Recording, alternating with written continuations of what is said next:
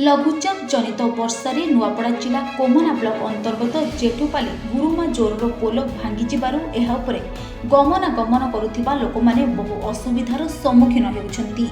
जहा फलरे एही पोल उपरे निर्भर करुथिबा 10 खंड गाँर लोके बाह्य जगतरु विच्छिन्न होई रहिछन्ति।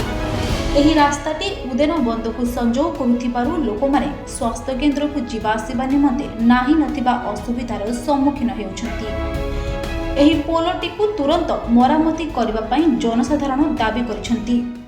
जेहेतु एई हमर पंचायत जेन अछि एटा ई पोलिटा जेठुपाली नु आरंभ करी 10-15 खंडा जेन लोग पोल ऊपर जेन यातायात करूथेनु उदेन मन के मुख्य रास्ता के से आड़के जनता 2-3 दिन लगान वर्षा हला तार वर्षा जो संपूर्ण आगे पोल भांगी जाइछे।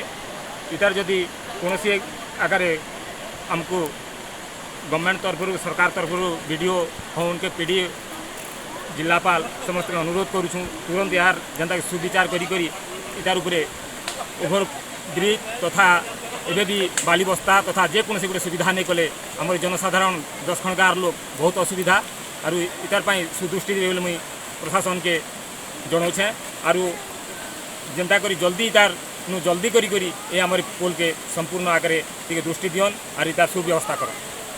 आमर 10 खंड गाँव के असुविधा हो जेन ब्रिज भांगीगला बहुत 10 खंड गाँव लोग असुविधार सम्मुखीन हेबे। काली ब्रिजटा भांगी जाइए आई ब्रिज के जमती के काम तुरंत स्टार्ट करबे आ प्रशासन के अनुरोध करूँ और यहाँ आमर पंचायतवासी आम 10 खंड गाँव अनुरोध है ये अनुरोध के आप रक्षा कर आशा प्रकाश करूँ। जदि जिला प्रशासन जनसाधारण दाबी को न शुणती तेबे जनसाधारण राजरास्ता अवरोध करिए बेली चेतावनी दैछन्ति।